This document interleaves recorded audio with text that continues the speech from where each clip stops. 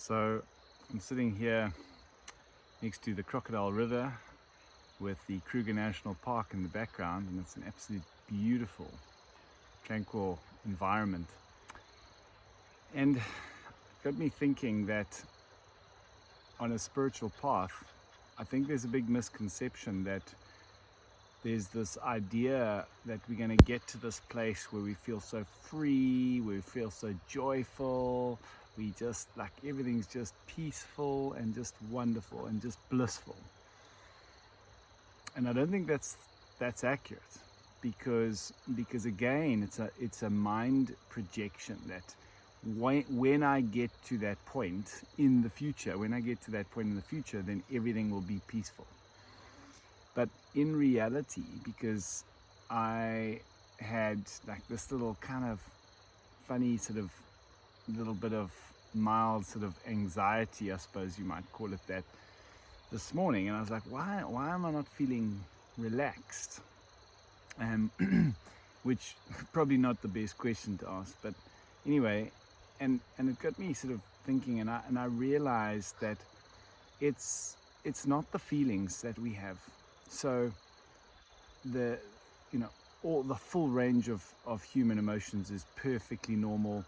It's perfectly appropriate, and that's part of life. To experience that full range of emotions. If you the thing that we've got to be careful of is it's not the feelings, it's the resistance to them.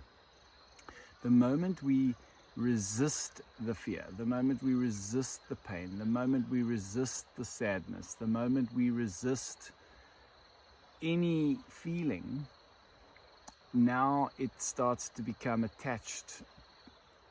It starts to become attached to all sorts of stories. So emotion is energy in motion. It's energy moving, and when it's moving, it's just energy moving, and we feel that we feel that in the body through our feelings.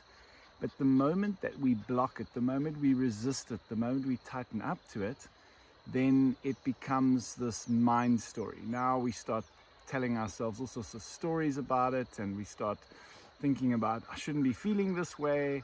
And again, I think that's a misconception on the spiritual path, that if you're feeling that way, then something's not right. You're not in the Zen space. But actually, it's not the feeling. It's the resistance to the feeling, because the moment you let go of that resistance to feeling it, it transmutes into feelings again, and energy in motion again. And so I think that's really like a big takeaway for me today, is this idea that it's stop the resistance, let go of the resistance. And that goes for everything in life. Let go of the resistance to anything in life. Stop resisting life. Stop saying no to life. And for me, a great question that I'm going to hold on to whenever I feel like a disturbance, a tightening up, a resistance, is to ask myself, what am I resisting here that I need to let go of? So challenge yourself with that, and just by phrasing that question, I found already just today, there've been a few times where just little, just being triggered a little bit here, a little bit there, and already the awareness is, okay, there's a resistance there. The moment there's a trigger, something's triggered in me, there's a resistance there. And if I let go of that resistance, then what happens is I let that energy flow, and I let that energy move again. So 2 big takeaways for me today is that it's not what happens in life. Life is just a series of unfolding experiences.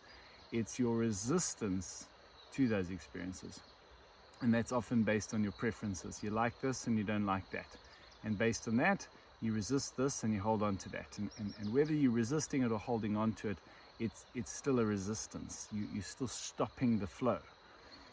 It's like a resistor, an electronic component is something that slows the flow down. So whether you're holding on to it or tightening up and resisting, pushing it away, you are resisting.